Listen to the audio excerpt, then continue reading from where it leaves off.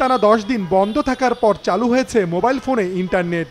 বিকেল 3টা থেকেই গ্রাহকরা মুঠোফোনে ইন্টারনেট সেবা সচল পেয়েছেন, যদিও এর গতি ছিল কম।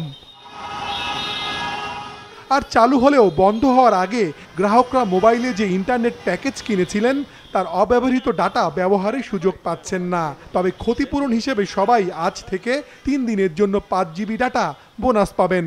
নিরবিচ্ছিন্ন না থাকাতে তারা সেই সময় ইন্টারনেটটা ব্যবহার করতে পারেনি।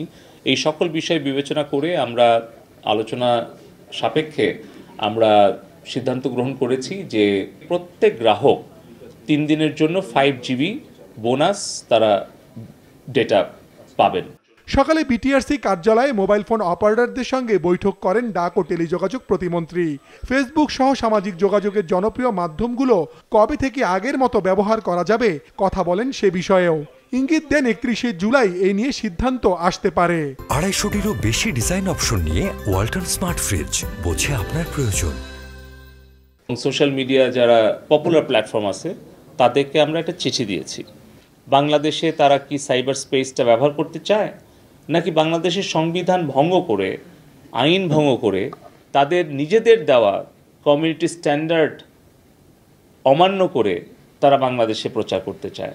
31 জুলাই আমরা এই সোশ্যাল মিডিয়া প্ল্যাটফর্মগুলোকে ঢাকায় এসে বিটিআরসিতে তাদেরকে লিখিত এবং মৌখিকভাবে জবাব এবং ব্যাখ্যা দেওয়ার জন্য আমরা অনুরোধ করেছি। আলোচনা, ব্যাখ্যা, বিশ্লেষণ করে তারপরে আমরা সিদ্ধান্তটা গ্রহণ করতে চাই। দেশ পুরোপুরি কখনোই ইন্টারনেট বিচ্ছিন্ন হয়নি এমনটা দাবি করে সহিংসতায় ডাটা সেন্টার সহ ডাক, টেলিযোগাযোগ ও তথ্য প্রযুক্তি খাতের হাজার কোটি টাকার সম্পদ ধ্বংস করা হয়েছে বলেও জানান প্রতিমন্ত্রী। মাশরুক রাহাত, মাছরাঙা সংবাদ, ঢাকা।